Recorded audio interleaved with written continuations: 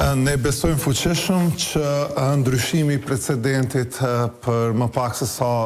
4 muaj nga ana e gjykatës kushtetuese nga gjykimi paraprak, që lidhet me konstituimin e kuvendit dhe që përfshin edhe çështjen e nënkretarëve nga radhët e pakicave, ka ndërtu një fenomen të pashpjegueshëm edhe kushtetueshmërisht dhe ka kalu në taborin politik. Kalimi në taborin politik lidhet që gjykata kushtetuese per se si instrument kryesor i kontrollit, po themi, të kushtetueshmërisë dhe të përputhshmërisë së ligjeve me kushtetutën, ka hyrë në një terren të rrezikshëm dhe të paprecedent në historinë e postpavarësisë prej themelimit të gjykatës kushtetuese. Ka kaluar në tabor politik. Ka kaluar në taborin politik për disa arsye të cilat ne edhe si lëvizje vetëvendosje i kemi thënë në komunikatën për publik, e cila nuk është goditje për gjykatën kushtetuese, po është një kritikë publike, e cila lidhet me faktin që ky ndryshim i precedentit, që nëse në aktgjykimin paraprak ka thënë që duhet maksimalisht 3 herë të propozohet dhe me herën e tretë shterohet, brenda një periudhe më pak se 4 mujore, gjykata kushtetuese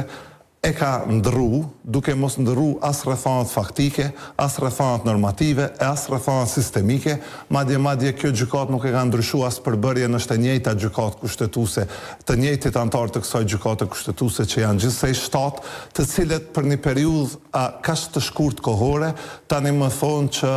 e drejta e propozimit si monopol duhet të njihet ekskluzivisht listës sërbska dhe në këtë rast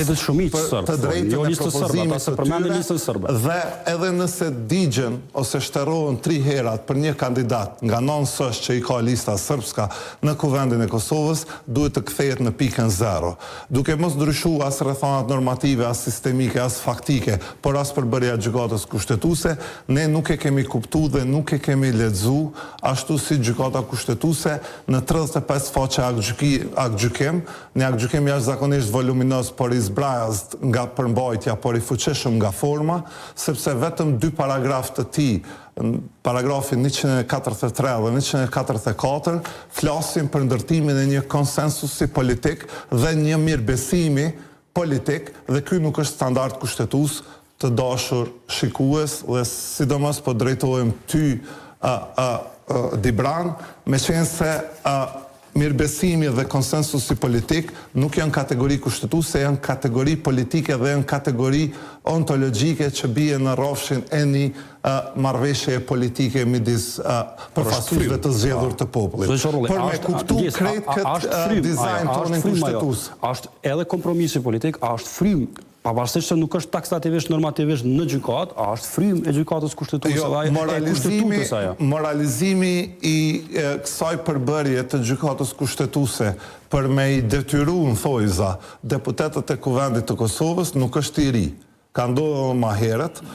dhe ka ndodhur tradicionalisht. Edhe në përbërjet e kaluara të gjykatës kushtetuese, kur në mungesë të një interpretimi që quhet qëllimor, në jurisprudencë i themi interpretim teleologjik. Ndërkohë që në mungesë të një interpretimi teleologjik, një prej formave kryesore të interpretimit të së drejtës, ka lënë në një interpretim kushtetues i cili është i palejueshëm dhe që është interpretim i pastër moralizues, dhe në këtë rast thotë që mirëbesimi dhe konsensusi mes përfaqësuesve të zgjedhur të popullit duhet të ndërtohet asisoj që t'i lejohet shumicës së deputetëve, të cilët e kanë shumicën e ulëseve nga radhët e komuniteteve, në këtë rast aludohet qartësisht në listën sërbska, veç që po i mungon emri aty, dhe ndërkohë që kjo është një përmbysje e rendit juridik tonin për shkak ose për vetëm në arsye, për shkak që në demokraci kushtetuese, sidomos në ish vendet e lindjes komuniste, ku problemet kanë lind për shkak të standardit ose